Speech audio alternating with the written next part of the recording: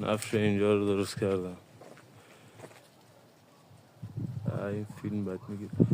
الان نفش اینم درست کردم. اینجا هم رفتم پایین از قدیم زمان، چیزی که شما گفتی آقا جعفر. اینم نفش این بود، درست کردم. بالاهاشون هم تمیز کردم.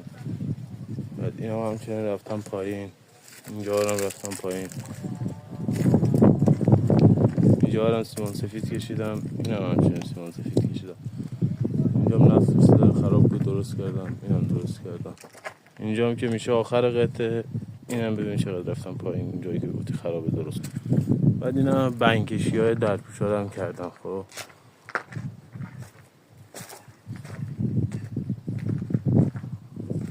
بندهای وسط رو میبینی.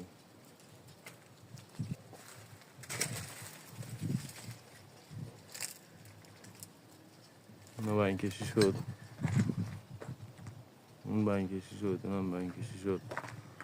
این وسط رو نمیذارم. این در کل تیغش یعنی 7 سانته. از بالا بذار نشونتون بدم. اصلا درپوشا وای نمیسه. ببین ملات نمیگیره، بادمادم بخوره چپ میشه. ببین کل تیغش این همینه. درپوش رو 30 سانته کلش همینه.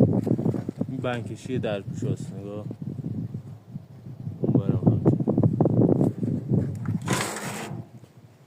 بعد صافشون هم کردم دیگه. همه هم بریدم صاف کردم. رو این وای نمیسته چیز. آقا اینو آوردم جلو، تیکه گذاشتم. ببین اونجا رو بریدم، اونجا بود بریدم. بس اینجا تیکه داشت بریدم، اونجا یه تیکه داشت گذاشتم. از زیرش هم پر کردم، گفتی پر کن. یه تیکه بغل در داشت، همین تیکش الان گذاشتم. بعد یه تیکه بغل این ستون داشت گذاشتم، بغلش هم سیمان زدم. خب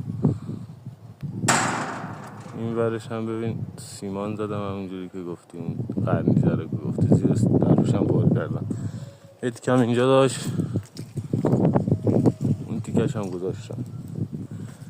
یعنی از این ور بعد اون قرنیزه بالا رو ستونه اومده، بعد اون ستونه بیاد. حالا یه تیکه گذاشتم من براش. از زیر اینا یه سریاشون پر نشد. نه سیمان هم نداشتیم، آب هم نبود کلا دیگه.